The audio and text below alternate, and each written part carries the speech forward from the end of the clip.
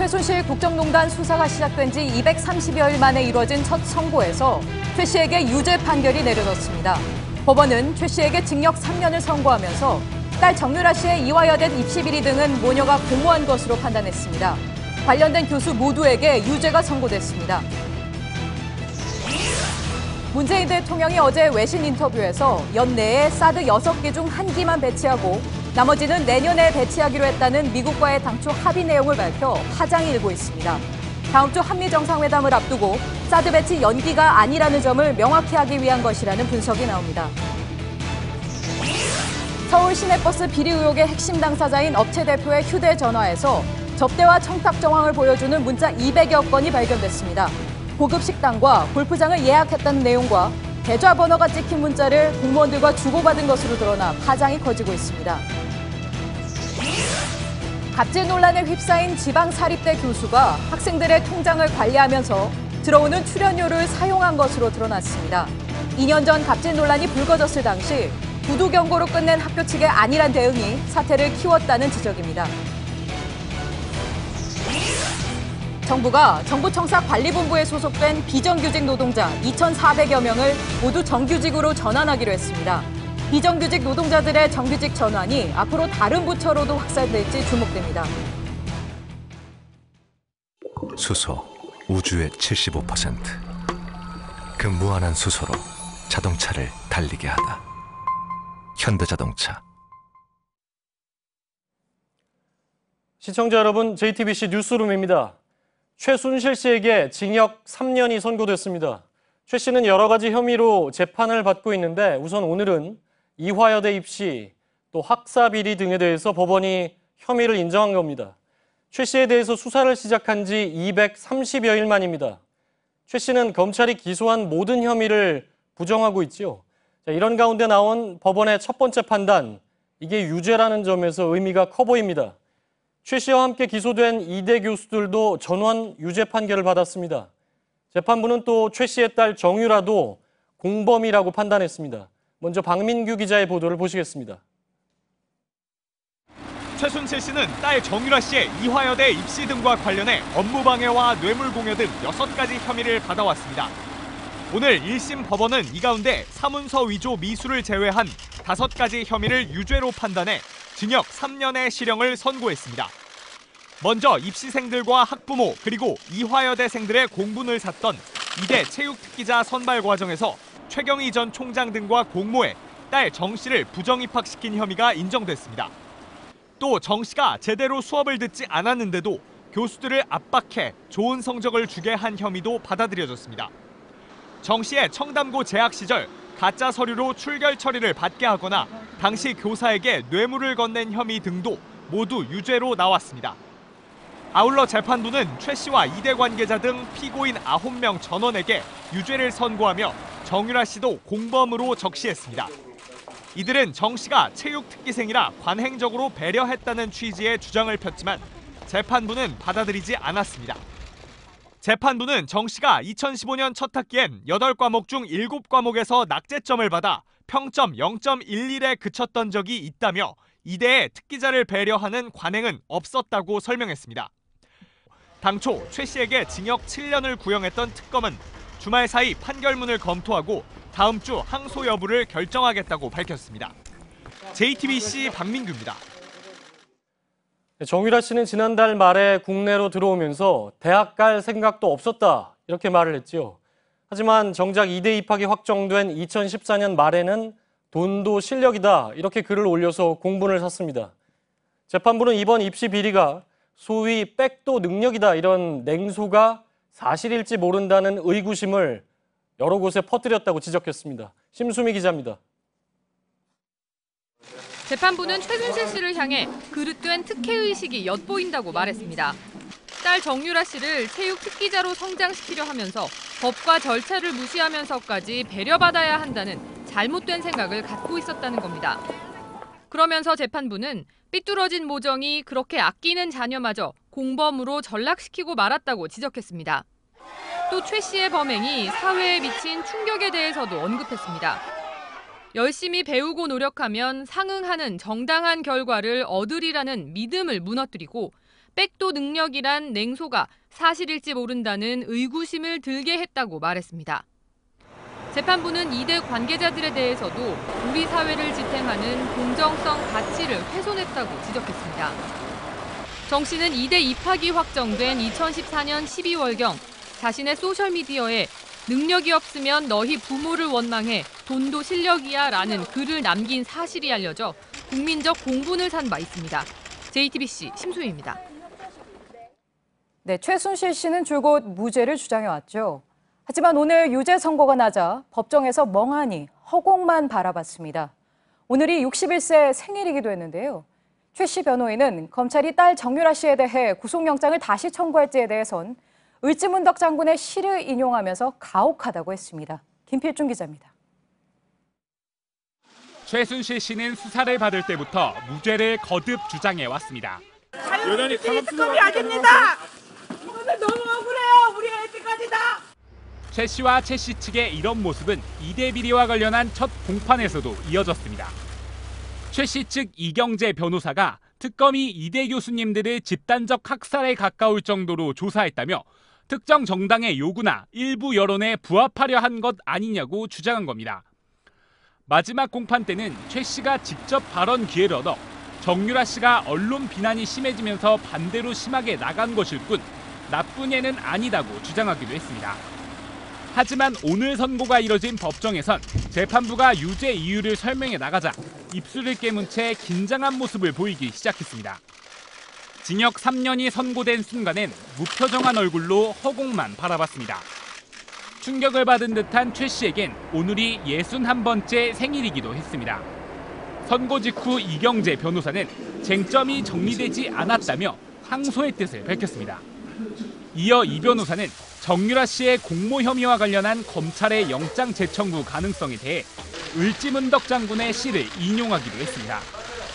을지문덕 장군이 수나라 장수 우중문에게 전승의 공이 높으니 돌아가라고 보낸 시를 인용하며 이미 수사 성과가 있는데 정 씨에 대한 추가 영장은 가혹하다고 주장한 겁니다. JTBC 김필주입니다. 최 씨 외에도 이화여대 비리에 연루된 8명의 교수 모두 오늘 유죄 판결을 받았습니다. 교수들이 재판에 넘겨지면서 많은 학생과 학부모들이 공분하기도 했는데요. 교수들에게 적용된 혐의와 처벌 내용을 정리해봤습니다. 백종훈 기자입니다. 최순실 씨의 비리를 도운 교수는 8명, 입시와 학사 관련 업무 방해가 인정됐습니다. 최경희 전 이화여대 총장에겐 징역 2년형이 내려졌습니다. 재판부는 정유현 씨 딸 정유라 씨가 체육 특기자로 지원했다는 남궁곤 전 입학처장의 보고를 듣고 선발을 지시한 사실이 인정된다고 밝혔습니다. 김경숙 전 학장은 정유라 씨가 면접을 잘 봤다며 최순실 씨 측에 알리는 등 공모관계가 인정돼 징역 2년형을 받았습니다. 남궁곤 전 입학처장은 정유라 씨가 금메달을 걸고 면접을 치르도록 허용하고 면접위원에게 금메달이라고 말한 혐의로 징역 1년 6월이 처해졌습니다.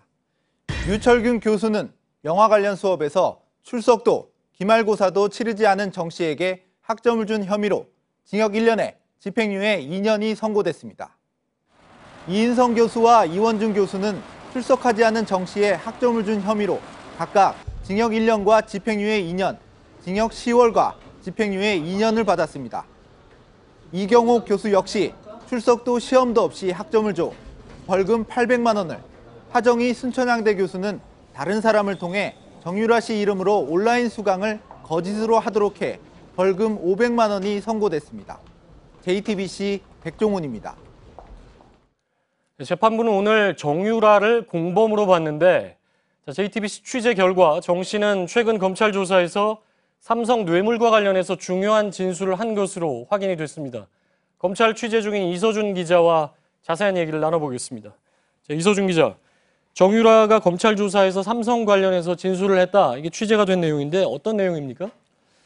예, 앞서 박영수 특검팀은 정유라 씨가 비타나 등의 말을 타다가 삼성이 정 씨를 지원한다는 언론 보도가 나오자 블라디미르 등의 말로 바꾸는 이른바 말세탁이 이루어졌다고 밝혔습니다. 예. 삼성과 최순실 씨는 이 말세탁에 대해서 부인을 해왔는데요.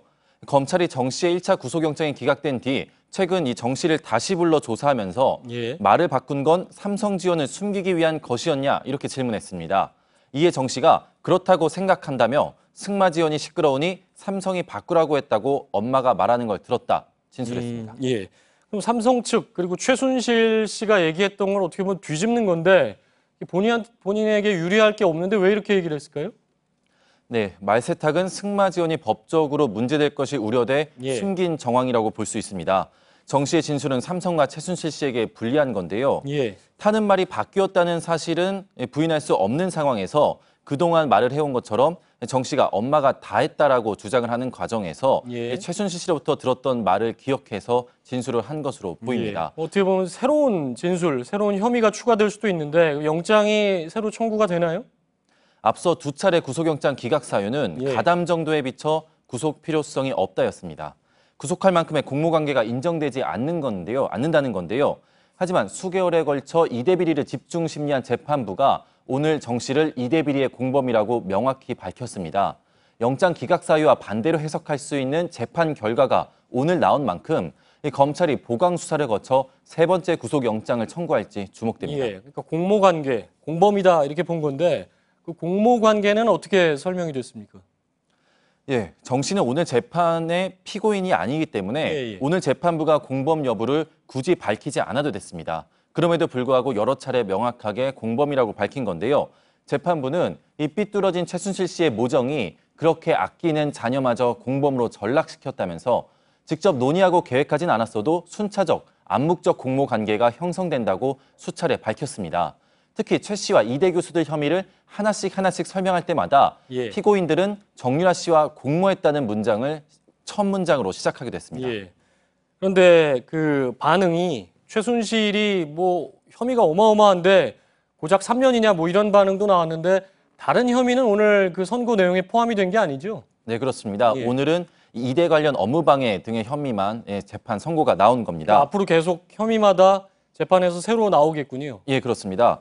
최순실 씨는 박근혜 전 대통령과 함께 대기업들에게 미래와 K스포츠재단 출연금을 강제로 내게 한 직권남용 혐의, 그리고 또 삼성, 롯데, SK 등 기업들로부터 뇌물을 받은 혐의로 함께 병합돼 재판을 받고 있습니다. 또 동계스포츠 영재센터 자금 모금 등에 대해서는 조카 장시호 씨, 김종 전 차관 등과 직권남용 혐의로 재판을 받고 있는데 아직 선고가 나오지 않았습니다. 따라서 박 전 대통령 구속기한이 끝나는 10월 중순쯤에 대부분의 이 재판들이 1심 선고가 나올 것으로 보이는데요. 오늘 징역 3년과 또 앞으로 선고가 될 형량들이 모두 합친 만큼이 예. 바로 최순실 씨의 형량이 되는 겁니다. 예, 그렇군요. 10월 정도면 대략 다 이제 마무리가 될 것인데 역시나 관심은 뇌물이겠죠. 뇌물 수수도 역시 그러면 박근혜 전 대통령, 그 이재용 삼성 부회장 같이 선고가 날 가능성이 있습니까? 네, 근데 이재용 부회장의 경우에는 8월이 이제 구속기간 만료기 때문에 그렇군요. 이재용 부회장이 먼저 선고가 될 가능성도 높아 보입니다. 그러면 그 이재용 부회장의 선고 결과에 따라서 뭐 전망을 해볼 수 있다 이렇게 볼 수가 있겠군요. 네, 그렇습니다.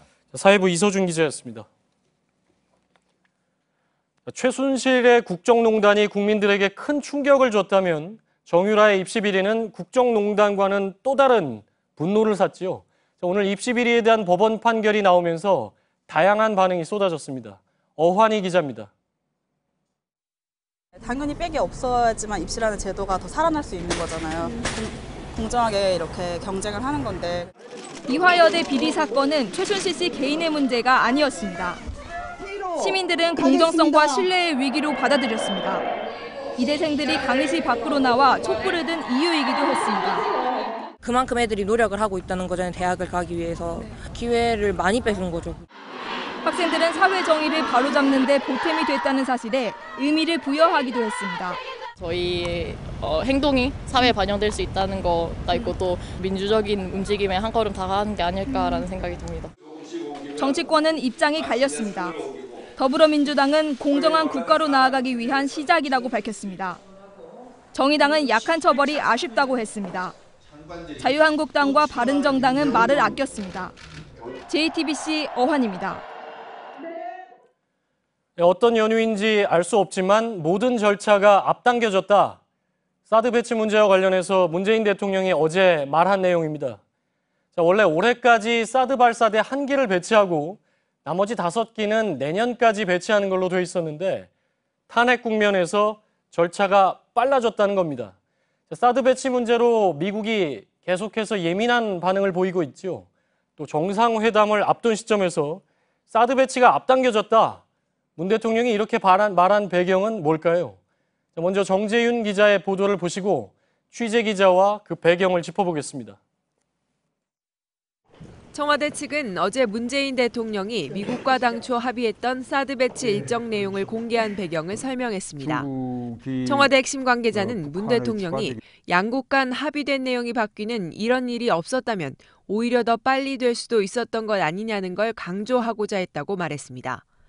당초 합의에선 올해 하반기까지 사드 발사대 1기만 야전 배치하고 나머지 5기는 내년에 배치하기로 돼 있었다는 게 문 대통령의 설명입니다. 하지만 사드 배치가 앞당겨지면서 마땅히 밟아야 했을 국내적 절차를 이제라도 지켜야 한다는 걸 강조했다는 겁니다. 청와대 측은 사드 배치가 앞당겨진 것에 대해서는 국방부 자체 조사를 통해 밝혀질 것이라고 말했습니다. 다음 주 한미 정상회담을 앞두고 문 대통령의 발언이 미국 측의 사드 배치 연기는 없다는 점을 강조하는 동시에 국내적 절차의 필요성을 강조하기 위한 것이었다는 분석이 나옵니다. JTBC 정재윤입니다. 청와대 취재를 담당하는 이성대 기자와 좀 더 짚어보겠습니다. 자, 이성대 기자. 자, 한미 정상회담이 이제 일주일도 안 남았죠, 오늘은? 자, 이 시점에서 왜 이런 말을 했을까? 이게 이제 우리가 주목해야 될 부분인데 왜 했습니까? 일단 청와대에서는 의도를 가지고 전략적으로 한 건 아니라는 설명을 표면적으로 하고 있습니다. 예. 그 로이터 통신과의 인터뷰에서 그 로이터 통신이 사드 배치 연기를 기정사실로 깔고 질문을 하니까 예. 그건 아니다라는 점을 설명하면서 이전의 합의를 공개하게 됐다는 겁니다. 예. 근데 정상회담을 코앞에 둔 시점에서 뭐 굳이 이렇게까지 하는 게 도움이 되겠냐 이런 지적도 있지 않습니까? 그런데 청와대에서는 오히려 그 반대일 수도 있다는 설명을 하고 있는데 예. 청와대는 사드 배치가 연기가 아니라는 것을 강조하기 위해서 한 말이라고 여러 차례 강조를 했습니다. 한 핵심 관계자는 만약 원래 계획도로였으면 오히려 더 빨리 배치를 할 수도 있었다는 말까지 했습니다. 예. 게다가 알고 보니까 올해가 아니라 내년까지 배치를 끝내야 된다라는 사실을 굳이 공개한 거는 바꿔 얘기하면 내년까지는 어떻게든 배치를 끝내겠다라는 의도를 드러냈다는 해석도 나온다는 겁니다. 예. 근데 이게 외교적인 발언이라는 건데 어떻게 보면 외교는 이제 수사인데 사드 배치를 이제 어떻게 보면 확실하게 약속하기 위한 거다라는 게 청와대 말대로라면 굳이 탄핵 국면에서 이게 앞당겨졌다 이렇게 표현할 필요가 있었을까요? 일단 지금 새 정부가 들어서 사드 보고 누락 사태에 대해서 진상조사를 실시했고 또 그에 따라서 환경 영향 평가까지 하는 과정이 예. 어떤 한미 간의 합의를 깨려는 게 아니라는 점을 강조한다는 분석입니다. 자, 원래대로 이 합의를 보니까 알고 보니까 지금 우리가 하는 게 배치를 지연시키는 게 아니라 그 계획표대로 정상적으로 가고 있다라는 점을 예. 강조하고 있고 증명을 했다라는 해석이 되는 거죠. 그렇기 때문에 우리 측의 절차적 정당성을 더 확보해 주는 거라는 분석입니다. 근데 미국은 여전히 문재인 정부가 사드 배치를 꺼리는 게 아니냐 뭐 이런 의구심을 갖고 있는 거죠? 그렇습니다. 이렇게 여러 차례 우리 측의 설명에도 불구하고 여전히 우리가 사드 배치를 연기하기 위해서 여러 가지 사드 관련된 것들을 공개하고 있는 게 아니냐는 의구심은 분명히 존재합니다. 게다가 배치 시간표가 변경이 됐다면 미국 측이 이를 모를 리가 없기 때문에 미국이 해명해야 될 부분이 더 늘었죠. 불편할 수가 있다는 겁니다.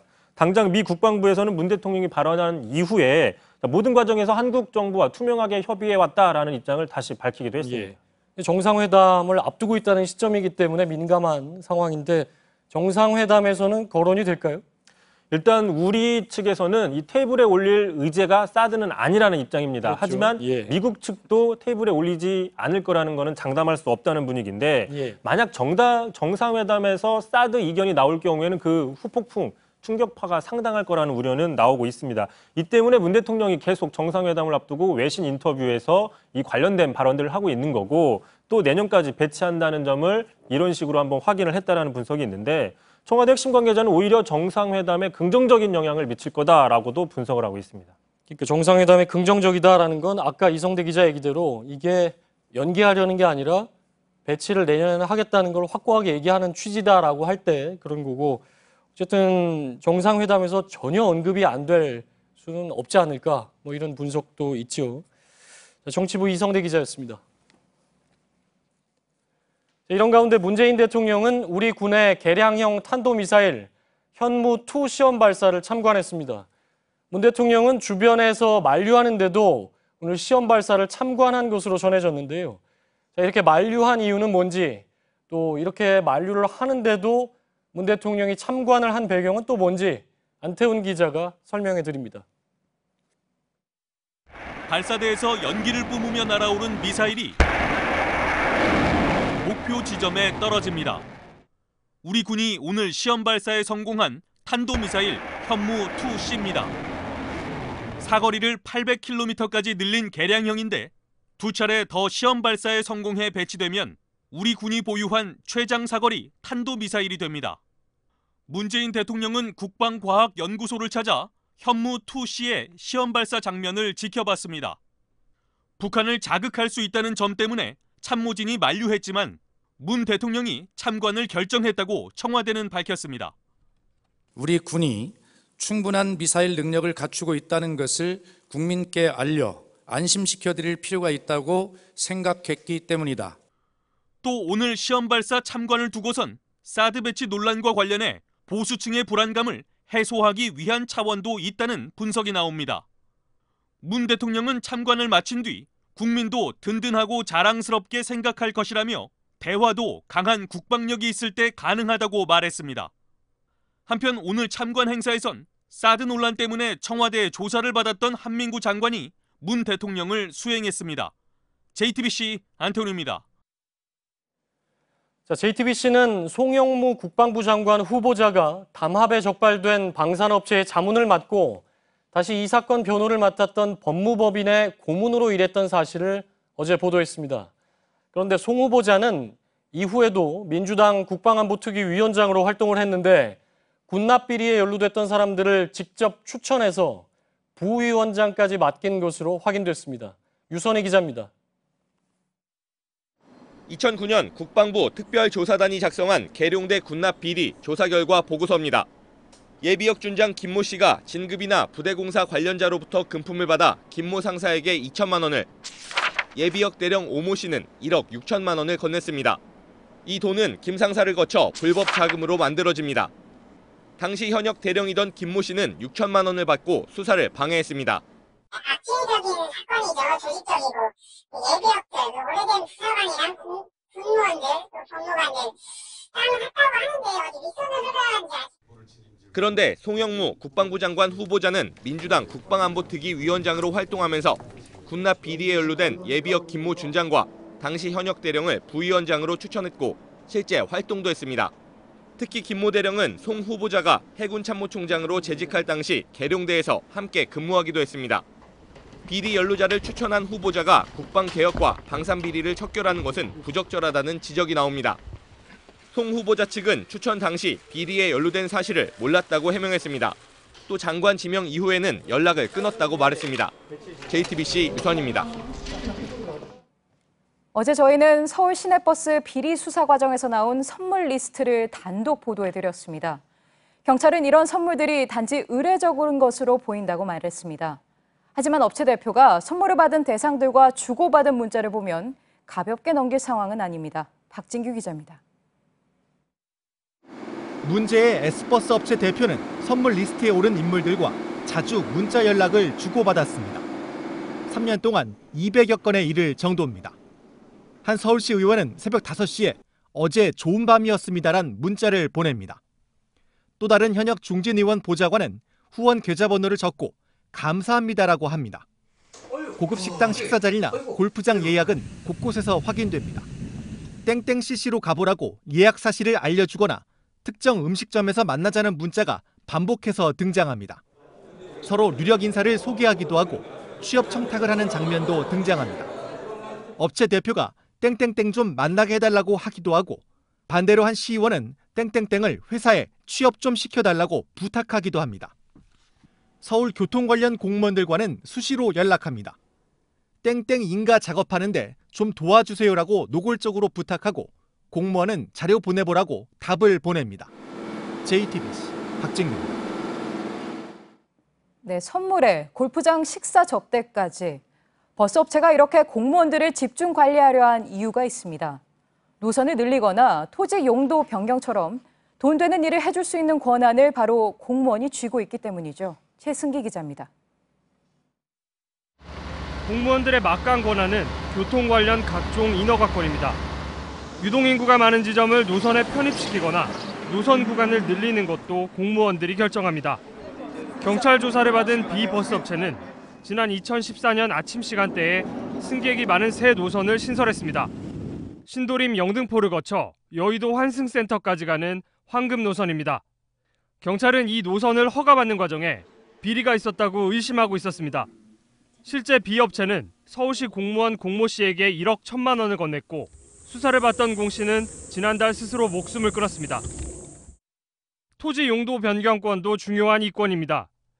S버스 업체가 소유한 서울 송파구 장지동 토지는 개발 제한 구역이었습니다. 차량 정비 용도로 쓸 수 없지만 지난 2008년 11월 정비용 차고지 용도로 변경됐습니다. 경찰은 그 과정에 서울시 공무원이 개입한 정황이 포착됐다고 밝혔습니다. 또 용도 변경 허가가 나기 전에 이미 불법적으로 자가정비업 등록이 이뤄진 사실도 확인됐습니다. 이게 서울시에서 특례로 이제 풀어줬다 그러시더라고요. 불가능한 일이 가능으로 바뀐 데는 서울시 공무원의 개입이 있었던 것 아니냐는 의혹이 제기됩니다. JTBC 최승기입니다.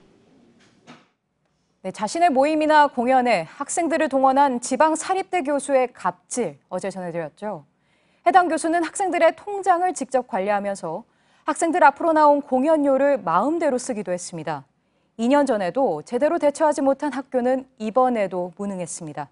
정영재 기자의 단독 보도입니다. 여대생들이 아이돌 노래에 맞춰 춤을 춥니다. 지방의 한 사립대 C 교수가 학생들을 데리고 군대 위문 공연을 간 겁니다. C 교수는 공연 전 학생들에게 통장을 만들도록 해 자신이 직접 보관해 왔습니다. 2년 동안 한 사람당 900여만 원의 돈이 들어왔다가 곧바로 인출됐습니다. 카드, 통장, 비밀번호 다 제출하라고 그래서 그냥 만들고 다음날 바로 드렸죠. 한 번도 본 적 없어요. C 교수는 공연료를 받은 건 맞지만 경비로 사용했고 돈을 빼돌리려 한 적은 없다고 말했습니다. 2년 전 C 교수의 갑질 논란이 불거졌을 때도 사실을 확인할 수 없다며 구두 경고에 그쳤던 학교는 이번에도 학생들이 교육부에 탄원서를 보낼 때까지 이 사실을 알지 못했습니다. 뒤늦게 진상조사에 나섰지만 이번엔 학생들을 모두 한자리로 불러 논란만 키웠습니다. 와서 설문조사를 진행하는 것 자체가 진정성이 보장이 안 되잖아요. 학교는 암행조사를 하느라 학생들 진술을 받지 못했고 앞으로 인터넷 설문 등을 통해 철저히 조사하겠다고 밝혔습니다. JTBC 정영재입니다. 지난 월요일 전국 판사 100여 명이 모인 자리가 있었는데요. 이 회의에서 대법원의 사법행정권 남용 논란에 대해 추가 조사 권한을 달라는 요구가 나왔습니다. 이에 대해 대법원은 입장을 밝히지 않고 분위기를 살피고 있는데요. 양승태 대법원장의 사퇴를 촉구하는 판사들의 글도 잇따르고 있습니다. 임지수 기자입니다. 누가 책임이 있는지 밝힐 시간이 충분히 있었습니다. 그런데도 대법원장은 사퇴를 방치했습니다. 후임 대법원장이 더 늦기 전에 사퇴를 수습할 수 있게 임기에 연연하지 마시고 지금 물러나십시오. 판사들이 이용하는 내부 통신망에 올라온 글 내용입니다. 이 게시판엔 어제부터 양승태 대법원장의 사퇴를 촉구하는 글이 10여 건 넘게 올라오고 있습니다. 앞서 전국법관대표회의는 대법원 산하 법원행정처의 사법개혁 학술대회 외압 의혹과 판사 블랙리스트 존재 여부에 대해 강도 높은 추가 조사를 벌이겠다고 의결했습니다. 그러면서 양승태 대법원장의 명확한 입장 표명을 요구했습니다. 하지만 양 대법원장은 나흘째 입장을 밝히지 않고 있습니다. 그러는 사이 내부 게시판에선 익명으로 전국법관회의 대표성 등을 문제 삼는 글이 올라오면서 논쟁이 벌어지기도 했습니다. 결국 양 대법원장이 이런 상황을 지켜보고만 있다며 일부 판사들이 사퇴를 촉구하고 나선 겁니다. 일부 글에는 사법부 수장이 무책임해서 판사들이 편이 갈려 싸우고 있다며 거센 항의의 표현을 담기도 했습니다. 양 대법원장의 신속한 입장 표명에 눈길이 쏠리는 가운데 대법원 측은 입장 표명 시기는 정해진 바가 없다고 밝혔습니다. JTBC 임지수입니다. AI 여파로 크게 오른 계란값이 꺾이질 않고 있습니다. 정부는 이번 주부터 태국산 계란을 대량으로 들여와 가격을 안정시키겠다고 했었습니다.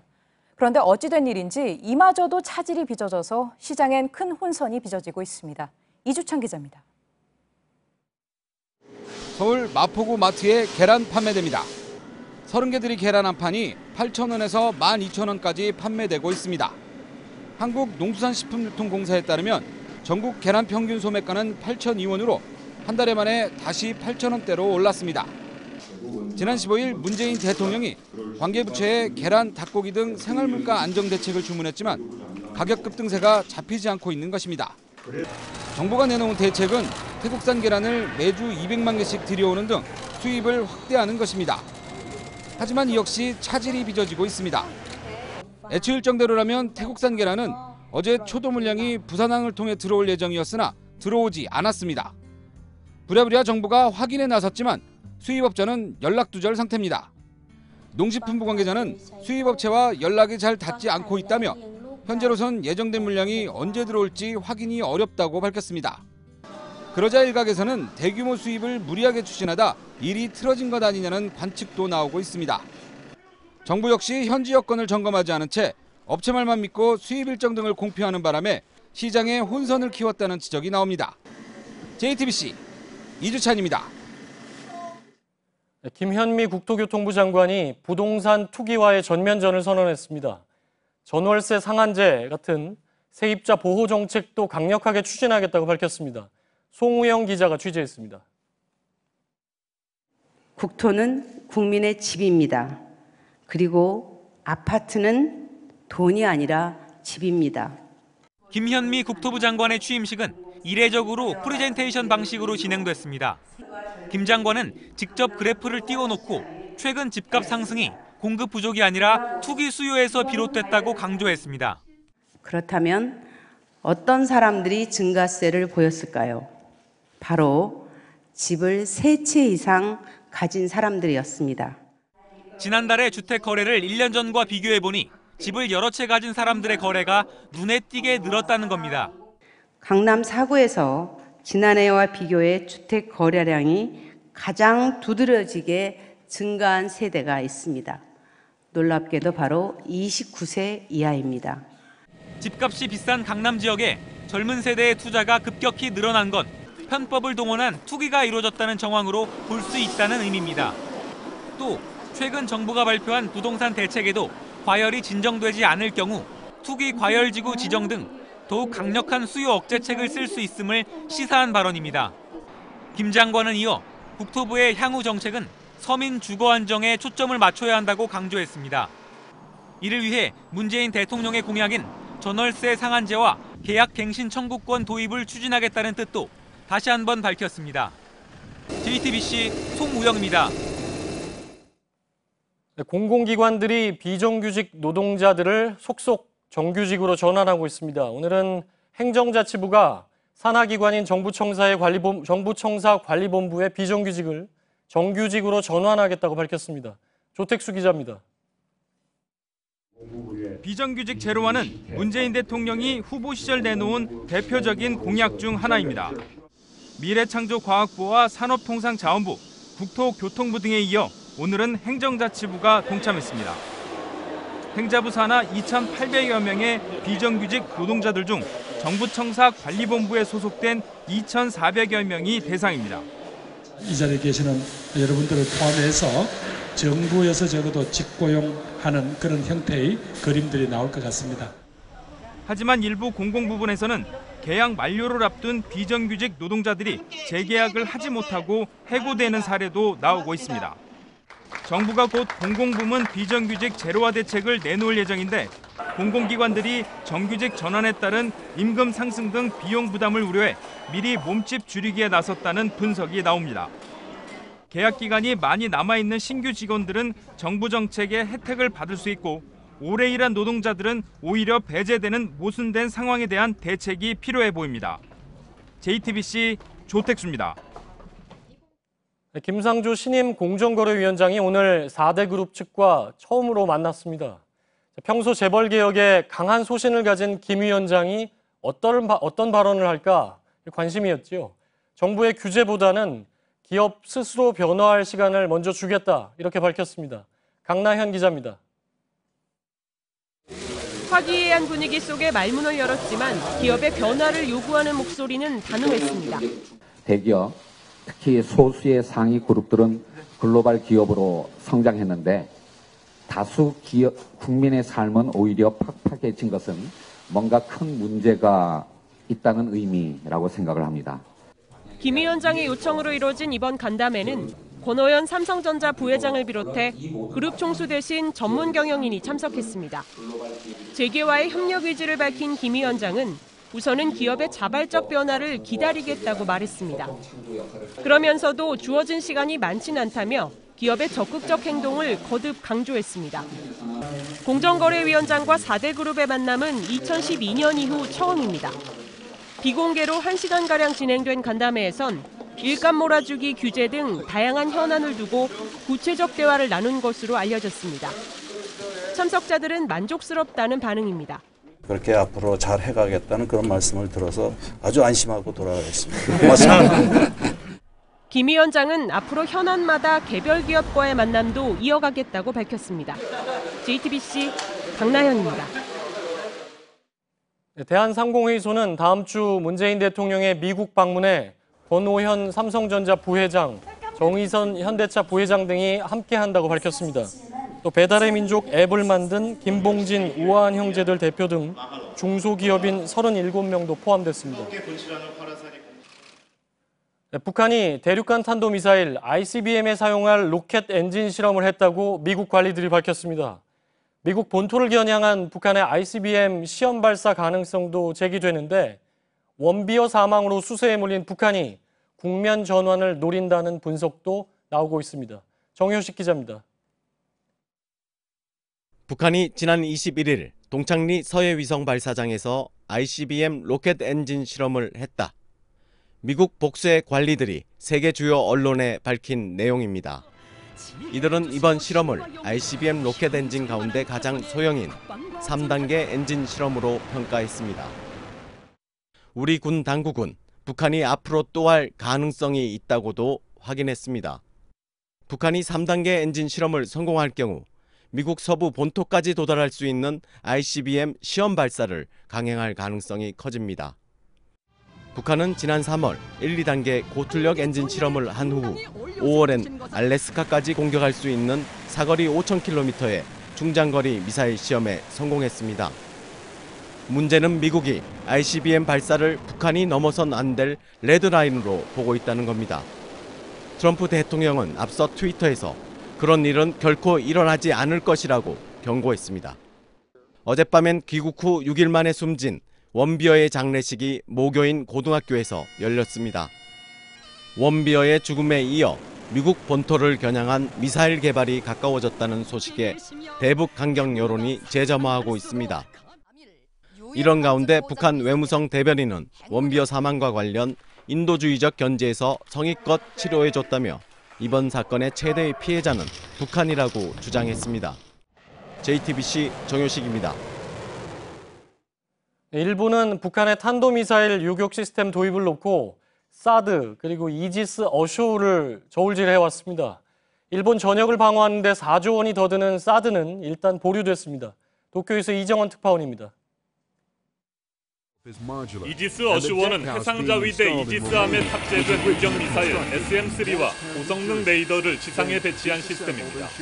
상공 100km가 넘는 대기권 밖에서 탄도미사일 요격을 시도합니다. 대기권 밖에서 이지스함 SM-3, 안에서 지대공 유도탄 팩3가 요격하는 현재 2단계 탄도미사일 방어 시스템을 보완하는 겁니다. 일본 방위성이 당초 검토했던 사드 도입을 보류했다고 일본 언론이 보도했습니다. 비용 때문입니다. 한 세트당 이지스 어쇼원은 약 8천억 원, 사드는 1조 원 이상으로 2천억 원가량 차이가 납니다. 일본 전역을 방어하려면 2세트로 충분한 이지스 어쇼와 달리 사드는 6세트가 필요하기 때문에 총 비용이 최소 4조 4천억 원 더 드는 겁니다. 지상에 배치되는 이지스 어쇼원은 해상과 달리 24시간 요격 태세가 가능해서 4척에 불과한 자위대 이지스함을 다른 임무에 투입할 수 있다는 장점도 있습니다. 바지는 이지스 어쇼어의 핵심이 될 개량형 요격 미사일 SM-3 블록 2A의 명중률을 높이는 겁니다. 미국과 공동 개발해 지난 2월 1차 요격 실험은 성공했지만 현지 시간 22일 하와이 먼바다에서 실시된 2차 실험은 실패했습니다. 도쿄에서 JTBC 이정원입니다. 미국 트럼프 대통령 탄핵론의 핵심. 트럼프가 과연 코미 전 FBI 국장의 수사를 막았느냐 여부입니다. 그 진실을 가를 스모킹건으로 지목되어 온 게 두 사람의 대화 녹취 파일이었죠. 트럼프 대통령은 녹취 파일이 없다고 밝혔습니다. 워싱턴에서 최병건 특파원입니다. 우리의 대화 내용을 담은 테이프가 없기를 바라야 할 것이다. 트럼프 대통령은 코미가 FBI 국장 자리를 계속하게 해달라고 부탁했다며 이 같은 대화가 담긴 녹음 테이프가 있는 것처럼 압박했습니다. 하지만 40일 만에 그런 녹음을 한 적도 없고 갖고 있지도 않다고 말을 바꿨습니다. 코미의 의회 증언 이후 정치권이 테이프 제출을 강력하게 요구하자 바뀐 겁니다. I took it as a direction. I mean, as the President of the United States, I was so stunned by the conversation. 하지만 테이프가 없으면 증언의 실체를 규명하기는 쉽지 않습니다. 당장 대통령의 말 바꾸기 논란으로 비화했습니다. The president's denial of these tapes raised a lot of question. If he didn't make tape recordings, then why did he essentially threaten James Comey that there might be tapes? 로버트 뮬러 특검은 코미의 메모 등 다른 쪽에서 단서를 찾아야 하는 상황이 됐습니다. 트럼프 대통령은 녹음 테이프의 존재를 부정해 특검에 관련 자료를 제출해야 하는 책임을 피했습니다. 워싱턴에서 JTBC 최병건입니다.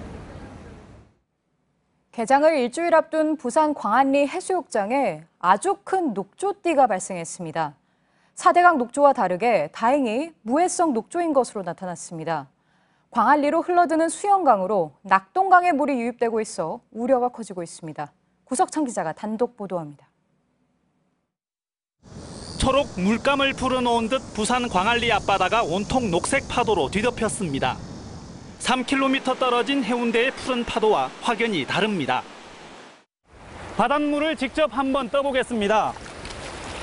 마치 낙동강 녹조가 연상될 정도로 녹색 알갱이들이 둥둥 떠다닙니다. 다음 주말로 다가온 해수욕장 개장에도 차질이 우려됩니다.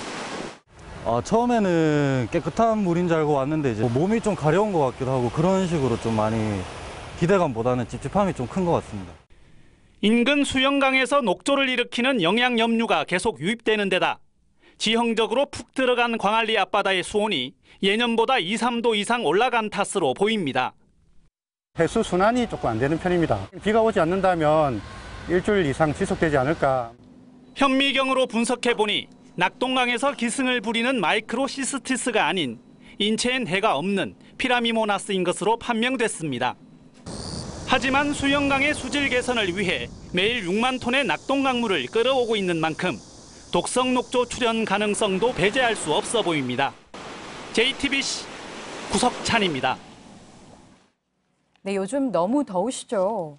지난해에는 폭염 때문에 얼음 대란이라는 말이 나올 정도로 얼음 구하기가 힘들었습니다. 올해는 어떨까요? 전다빈 기자가 현장에 가봤습니다. 얼음을 가득 실은 배달 차량이 바쁘게 움직입니다. 이른 더위에 얼음을 주문하는 카페나 음식점이 늘면서 하루에 100여 곳을 다녀야 하기 때문입니다.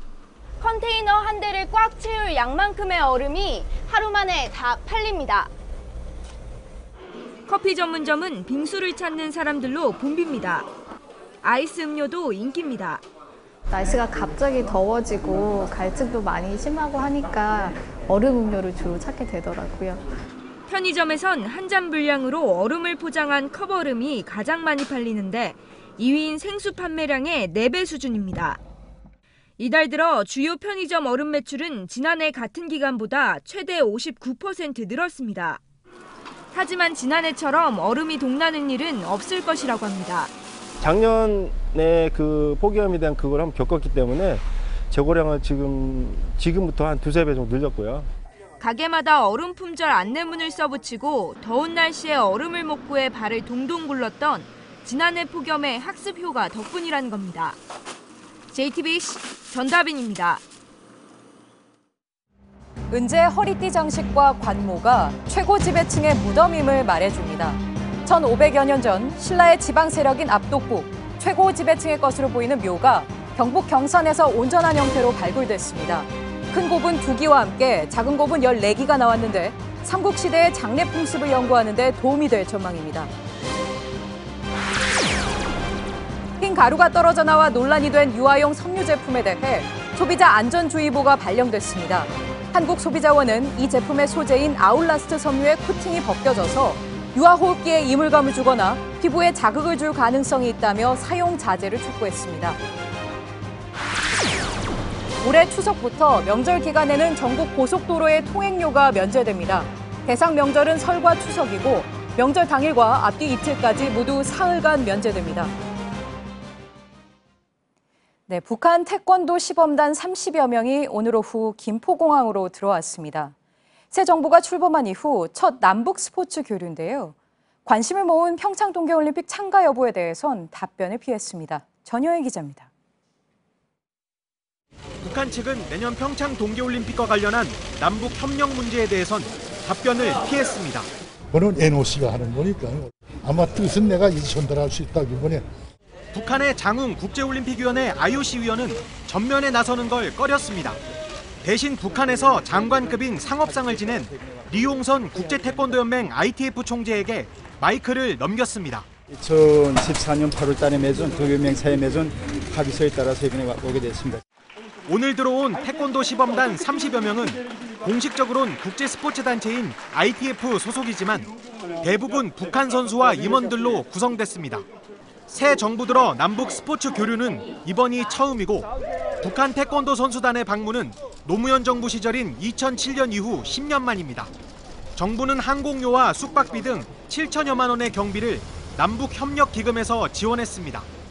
북한 선수단은 내일 전북 무주에서 열리는 세계 태권도 선수권 대회 개막식 무대에 선 뒤 전주와 서울 등에서도 시범 공연을 할 예정입니다.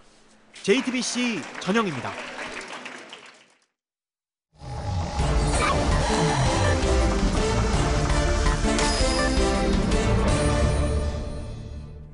비하인드 뉴스 오늘도 정치부 김혜미 기자가 나와 있습니다. 자, 김혜미 기자. 네. 첫 번째 키워드 볼까요? 네, 첫 번째 키워드는요. 역습의 빵빵빵입니다. 예. 그 며칠 전에 자유한국당 의원들이 욕설 위협이 담긴 문자 150여 건을 검찰에 고발했다. 예. 이런 소식을 전해드렸는데요. 그런데 이 문자의 역습이 일어났습니다. 보시면요.